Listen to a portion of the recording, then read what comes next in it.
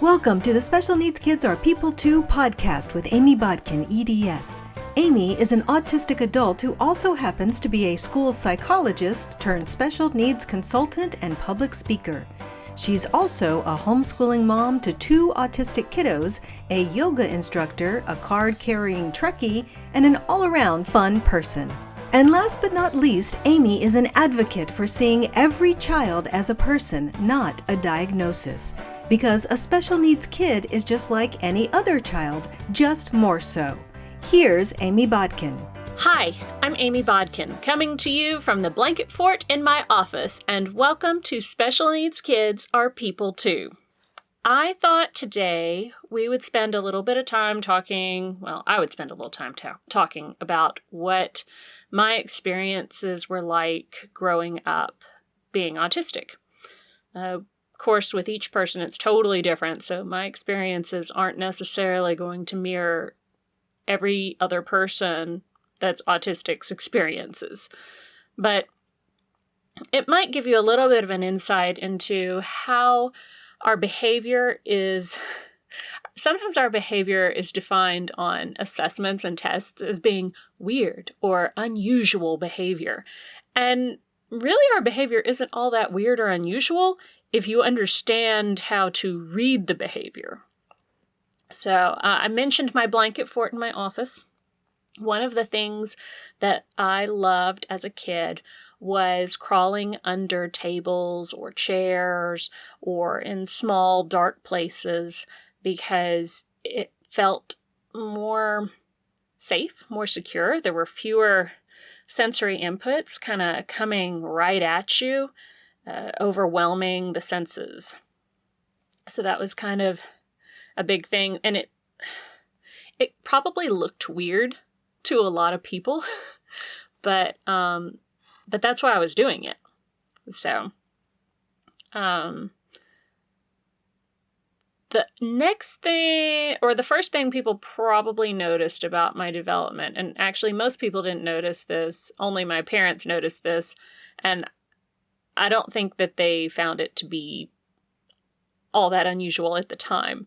But one of the things that's really popular when we're small is smearing. I like to call it brown finger painting. So that's definitely something that we tend to do. There's a very famous psychologist, a little bit infamous, Freud. You've probably heard of him. He had a series of stages of development, and he had birth to 18 months was the oral stage. Everything goes in the mouth. And 18 months to 3 to 4 years was called the anal stage, meaning it was like toilet training and all that kind of stuff. There's a lot of things about Freud that I don't really appreciate, but he's not wrong. We kind of do tend to put everything in our mouths when we're small and want to explore our bodies and figure out, oh, what's this? So, another thing that I don't think they thought too much of it at the time was I had delayed speech. In my case, and also my daughter's case, she gave me permission to share some of this as well. We're just both highly visual, and so we tend to think with our eyes and with pictures and not so much words. So words weren't really important to us, which also led to some other issues when it came to pronouns and gender and race too, because we were kind of trying to just get the basics down. So I was trying to figure out, okay, what's a ball? What's a cup? What's a person? And I was really much more concerned with the big idea than the little ways to distinguish between subtypes. I really didn't care about the subtypes. So for a very long time, I kept asking my parents, am I a girl or am I a boy? And I just couldn't figure it out. And honestly, to me, it doesn't really seem to be all that important. At least not until you get older to being an adult. Why would I care if you're a boy or a girl? I can still play with boys just as well as I can play with boys as a small child. So I didn't really see that there was really anything necessary to know there. And also it applied to race. So my father is rather pale, tall and pale. And one time I was looking for him and I ran up and hugged this really tall guy. But he was not pale. He was very dark. And I thought he was my dad at first. And I didn't tend to see gender and color or appearance differences as much. It was and it was also less the face, less focusing on the face itself, where a lot of those differences exist, and more just, okay, got it. Person's there, and that's good. Let's see, what were some other things I did as a kid? A lot of autistic kids, we cause our parents a great deal of stress sometimes, because we have a tendency to, I'm going to call it for the purposes of this podcast, since it's a family podcast, self-stimulate. And a lot of the reason that we tend to do that is because it releases endorphins that tend to calm the anxiety that we often feel. And we do that as small kids a lot. It's not unusual. And it's really rather kind of a smart way of handling anxiety that you can do nothing about. Sleep troubles, oh, that was a problem, even from when I was a baby. My mom had to take away the sheets that had little animals printed on them and use just plain white sheets with me, because even as a baby, I would trace the little animals on the sheets with my finger instead of going to sleep. And another thing from the crib, with the brown finger painting or... so one time my dad came into my room. I was supposed to be taking a nap, and he heard something. And it sounded kind of like some kind of noise, and he couldn't quite figure it out, so he peeks in. And I have been reaching into my diaper and pulling things out of it and throwing them around the room. And he was not thrilled. So that happens sometimes. It happens sometimes with typical kids, but it happens a little bit more sometimes when you stay in that stage longer.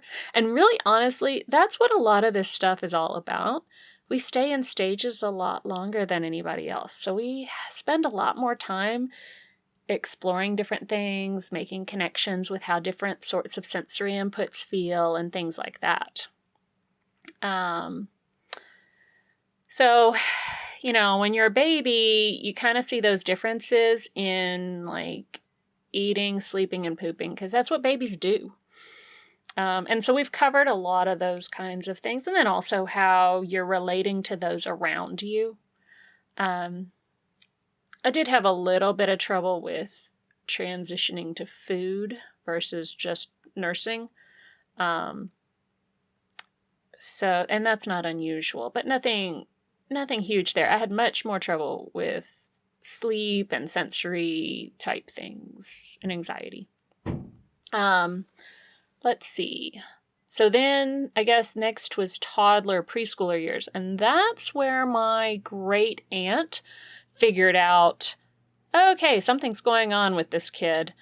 She worked as a teacher, and so she sent my mom a handout basically trying to say, hello, your child needs some extra help. And my mom, I was there first, so she was like, I don't see what you're talking about. Now, once I started 4-year-old kindergarten, it became obvious pretty quick. I started having trouble in school from the get-go, learning colors, learning letters, learning sounds, learning to read. My favorite story, actually, is when I was in kindergarten. In kindergarten, where I went to school, you wrote on 100 pages your numbers 1 to 100. And then when you got done with that, you went on to 101 to 200, and then from 201 to 300, and so forth. And for each 100 page you finished, you got a badge, a number badge. And some of the kids would get up to 2, 3, 4,000 in the year. Well, I didn't quite figure that out. And so I kept writing 1 to 100 over and over and over again throughout the entire year and got one badge. But what's really funny, though, is that these days, with what I do for special needs consultations with the Charlotte Mason Plenary, I do a lot of assessments. And the assessments, when you're scoring them, it involves a lot of counting and usually not higher than 100. So in a way, I guess you could say I was kind of preparing for what I would do when I grew up. But there were a lot of learning problems. They had someone test me when I was 6 and found several processing issues. By the time I was 7, I was seeing a psychiatrist, psychologist, getting an EEG done, all the bells and whistles. And what, at the time, I ended up diagnosed with ADHD. I didn't get the diagnosis, well, I don't know that it's changed, but they added the autism diagnosis when I was an adult. So we're going to get to that in another episode. I wanted to kind of focus on some of those childhood experiences and things this time. So growing up, I was diagnosed with ADHD only. And I was on Ritalin, and I was on usually the highest dose in the school. At least that's what I understood from comparing doses with other kids. And it was a significant issue. And it really didn't totally fix the issue. And I really didn't like myself on that medication. As an adult now, having a more complete picture of kind of what was going on, I have come to realize that it probably increased my anxiety a little bit because it's a stimulant, so it's going to kind of ramp your body up, which probably was the opposite of what I needed with the whole autism component. But they didn't really know that at the time. And this was before the days of the internet, because I'm an old autistic. The average lifespan for an autistic adult is 36 years old. And the reason is because in early childhood, there's a lot of accidental death within our population. And then as you get older into your teen years, there's a greater risk of mental health issues because too many times autistics are having to mask and pretend to be like everybody else instead of getting to be themselves. And that causes a lot of mental health issues.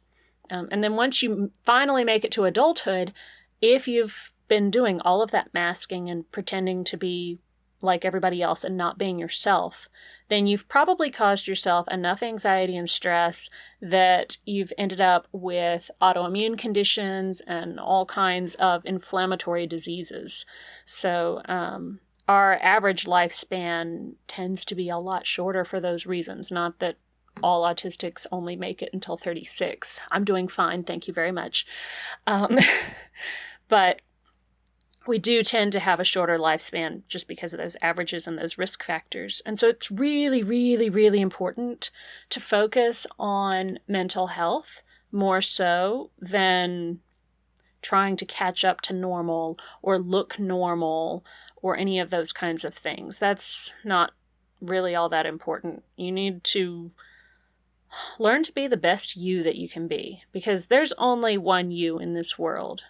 And if you're not being you, then the world is missing out on something special.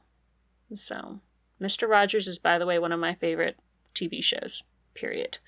And I really like the message he spread about, there's only one person in this whole world like you, and that you are special just the way you are. I actually made my kids watch Mr. Rogers for part of their school, so every day they'd have to watch an episode of Mr. Rogers. I called it their social skills training. which I thought was the best social skills training in the world, because so many times we do social skills training and we're saying, oh, well, you should look someone in the eye and you should do this and you should do that. And Mr. Rogers is focusing more on building a relationship with children and helping them recognize that they're not the only person in the world who's lost, a pet or who's felt the way that they feel, and that who they are is really special and unique and important. So Daniel Tiger's Neighborhood is nice, but it doesn't give the same message because it's a child talking to another child.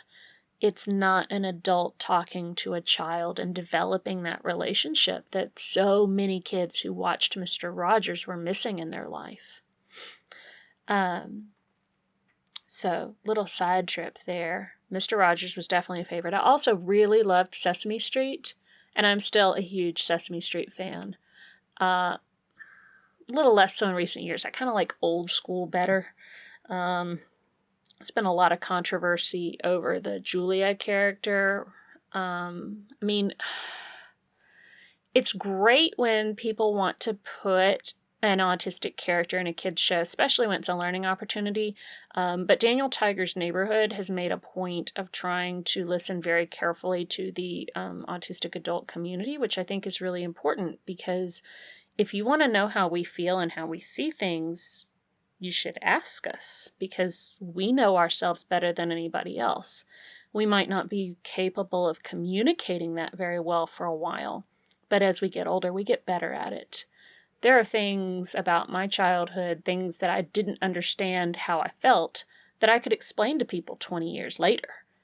By that time, it wasn't terribly useful, but, it helps to learn to understand yourself better. And making sure you slow down and take that time to listen to yourself, your body, your mind, and to learn to listen to that and not have to change anything or do anything.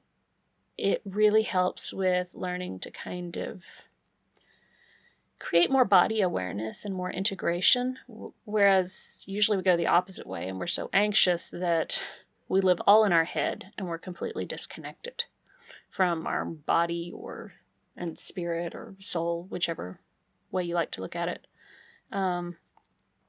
So lots and lots of learning problems, medication. And again, this was before the days of the internet. And I really firmly believe that if you have a parent who loves their child and is trying to do their best, then you've got a really great situation. There are a lot of cases where people don't have parents who love them and who work hard to try to do the best they can. So I think it's important to recognize that. And it's not like as parents we get some kind of a manual of how to raise this child. What's going to work? What's not going to work? So in general, parents are doing the best they can, and they're also working through their own challenges that they're having to grow through as well. So if you love your child and you keep trying to do the work of growing as a person yourself and trying to do the best you can by your child, then I feel like you're doing a pretty good job. And I felt like my parents did a pretty good job. There were several things they did really well. We did lots of games when I was a kid, trying to help me learn all of my math facts. Was not very good at that. And also sight word cards. So somehow I missed that the whole point was to learn the math facts and the words. So I memorized the cards. So, okay, this is the card that has a slight bend in the upper right-hand corner. That's the word and. So I completely missed the point, and it took a lot longer that way. I'm trying to think of other things that we did. My dad always coached all of my ball games when I was in elementary school, which was great because it tended to help me out a little bit socially. I was not the most natural when it came to people. I frequently would put my foot in my mouth. or do something that was really weird and not realize it was really weird. Or at least that's how people saw it anyways, I think. But that really helped. And then they were very involved with my school. And my school, it was a small private school. This was back in the early days of special education. So there was very little available at the public schools anyways. And I went to this little, small, private Christian school. And the education was kind of geared from like the 1950s. Like I really did learn to read on Dick and Jane. And so in some ways it wasn't a great fit, at least as far as the education was designed, but I did have a lot of teachers who, like my parents, were very caring people who loved me and wanted to try to help me. Some of the things they tried didn't always work the best. Because of my inattention, I would have a list taped to my desk. At one point, my desk was right next to the teacher's, and I kind of found it pretty embarrassing, but on the other hand, they were having trouble getting me to pay attention in class, and they really didn't know what they were doing because, I mean, this was back in the very early days of public school special education. We didn't have that until the mid to late 70s, and I was born in the early 80s, so it was all relatively new, and we've learned so much since that time, especially as some of these children have grown up and become adults and been able to talk about their experiences. That's just not something that we had before. Either you found a way to make it through school without special education, or a lot of times you ended up in an institution. If you were very lucky, then your parents would keep you home and work with you. But the world before that was very different. So, it may not be perfect now, but we do have a lot to be thankful for. Along with friend problems came issues with humor. I still have issues with this. I'm married to somebody who loves sarcasm, and I frequently miss it. My children have been exposed to it much earlier than I was, and so they have learned to hear a lot of it. There's still types of humor they don't get, but my level of humor, I'm really good at bathroom humor. Beyond that, it's a little more challenging. And then a lot of times I'd end up kind of oblivious to what was going on around me, looking very distracted. Sometimes ADHD symptoms come about due to anxiety, and sometimes you also have ADHD too. And sometimes it can be hard to tell the difference. Sensory issues, that was huge. Oh, junior high was a nightmare. So every day I would go to school and be at school all day long, and it would be too cold or too hot or too loud and too many places to get to and no breaks, and it was very stressful. And then my hormones were changing and everybody else's hormones were changing, and they were trying to figure out who they are and how to behave, and I was trying to figure out who I was and how to behave, and then I was trying to figure out what in the world they were doing. And it just ended up being a nightmare. Every single day that I would come home from school in junior high, I would end up screaming and yelling because I had just had it. My mom eventually figured out that if she would tell me to get on the computer as soon as I got home, because this was in the early days of the internet, which was super exciting, but also kind of the wild, wild west of the internet, because nobody thought of the internet as dangerous at that time. And kids were getting in chat rooms all the time and nobody was concerned about it. But if she would tell me to get on the computer when I got home, then I could be in a space where I'm controlling everything. The sound, what I'm doing, what I'm interacting with, and I could zone in on that and block everything else out. And so I was able to decompress that way after school, and then I could start in on homework and those kinds of things. All of those big developmental stages were kind of difficult. Learning to drive, that one was interesting. I can't tell you how many times I ended up on the wrong side of the road in Memphis. The first day that I was driving by myself, I pulled out of the road onto the busiest road in Memphis and was going in the wrong direction at rush hour. Thankfully, there was a stoplight, so I was able to kind of swerve into the right lane before oncoming traffic came. But I had all sorts of little incidences when I drove. When I was first learning how to drive, I drove over multiple medians because, again, I was on the wrong side of the road. It was quite an interesting learning curve. Most things I eventually got there, it just took me longer. And my mother liked to always say that that adulthood was kind of like the great equalizer, because everybody else finally stopped advancing so much, and I was able to kind of go, oh, okay, this is what we're doing. All right. And I don't know, my development seemed to kind of, catch up in a way. I wasn't really too worried about, I guess, catching up. Well, I tried it for a little while. That was a disaster. Trying to do what everybody else is doing and be where everybody else is when your brain's not ready for that is never a good idea. I did learn some really helpful tips while I was in college, mostly by trial and error. I color-coded all of my books, spirals, and everything by subject. So that way, if I needed to go somewhere, all I had to do was grab the right color. And I did really well with color-coding things.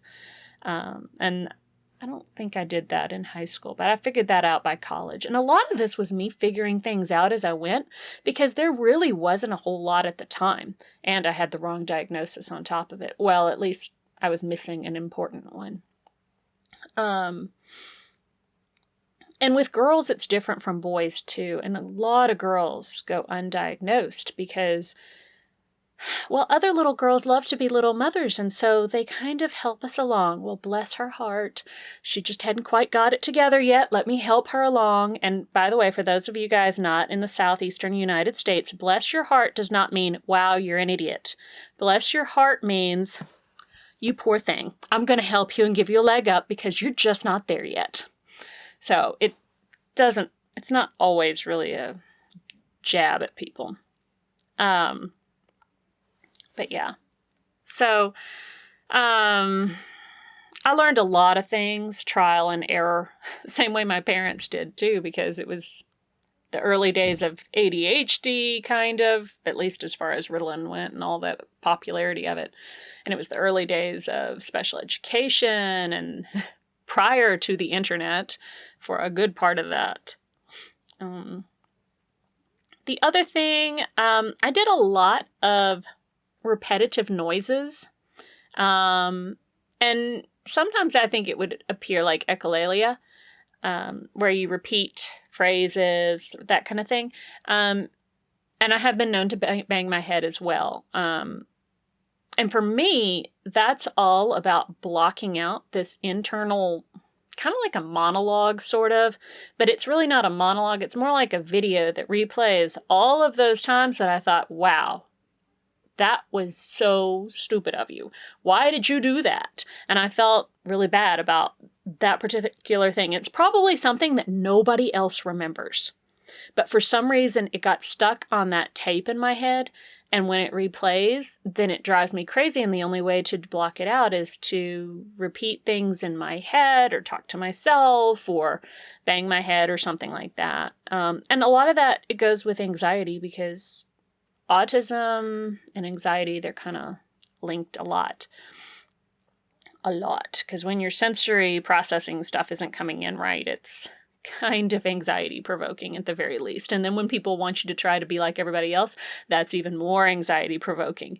And then when you're trying to do something and you need to access something, but you can't figure out how to do it correctly, and you can tell you're screwing it up, but you don't know how or why, that can also be upsetting. I have definitely had a strong preference for sameness. I could eat mac and cheese for an entire week and be perfectly happy. I could watch the same movie over and over and over again and be perfectly happy, and frequently do, by the way. Drives my husband crazy. He only likes to watch movies once and then he's good. But a lot of that comes down to things to support anxiety. Sameness is routine. It's stability. It helps keep you from feeling as anxious. And I think the last thing I wanted to touch on and mention today is temper tantrums, or actually what we would call meltdowns. Meltdowns are not the same as temper tantrums. Meltdowns come from extreme frustration. And when I was a child, I thought I had a terrible temper because I was always it looked like I was throwing temper tantrums. I know now they were meltdowns. And when I have 4 younger brothers and sisters, so I was constantly on sensory overload. And I didn't realize it until I no longer lived with my brothers and sisters. And then suddenly I realized, wow, I'm not angry and having a temper tantrum anymore. And turns out they were meltdowns. And so when I wasn't on sensory overload, I did much better. But I didn't know I was on sensory overload because I was the oldest, and I didn't remember not having younger brothers and sisters and the sensory overload of all the people and activities and things that we'd go do. And it created a lot of stress and anxiety. Personally, I love having younger brothers and sisters. I often say that my 3 favorite things I've ever been are a mom, an aunt, and a big sister. I always loved having somebody else to love, and having the honor of getting to be someone who got to take care of someone else. I thought that was a real privilege to be given that kind of responsibility. And I always appreciated the relationship. But sensory overload was a huge issue. And when your sensory pathways are not sending the same messages that everybody else's are, it can be very overloading. And I like to describe it as living in that one moment in the Indiana Jones movie, the one where he has to take that leap of faith, and it looks like he's stepping into a great chasm, but turns out there's a bridge there. He just can't see it because it's blended into the background. And even though it's terrifying, he has to take that step. And when he does, he realizes that there's a bridge. And so I like to say that being autistic and having sensory processing issues is a lot like living every moment of your life in that one moment of the Indiana Jones movie.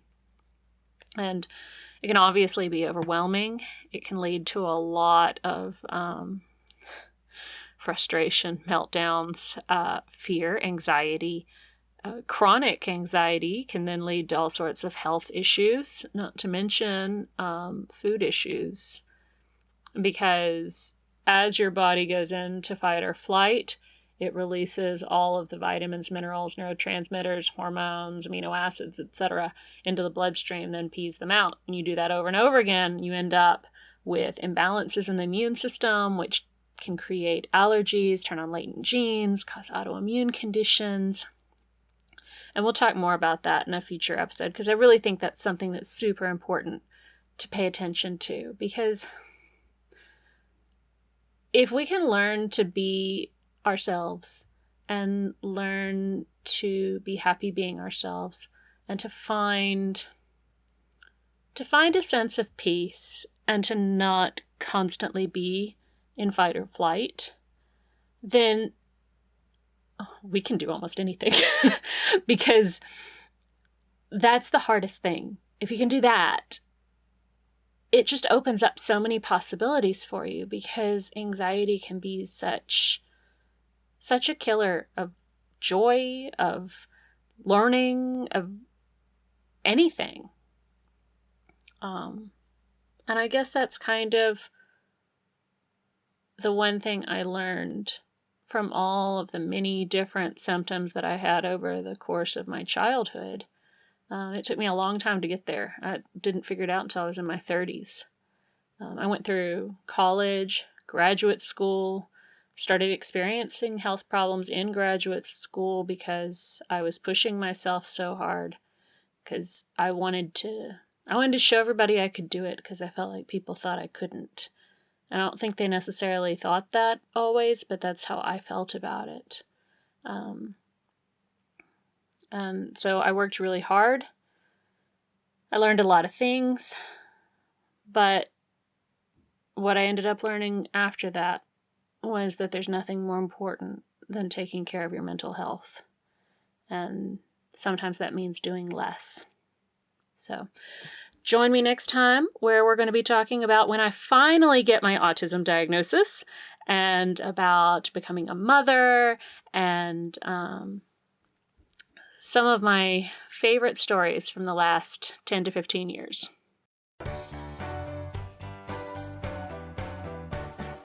We hope you had fun listening to today's episode and gained some new insights into the wonderful variety of people in our world. You can find out more about Amy's advocacy work at amybodkin.com. And remember, special needs kids are people too.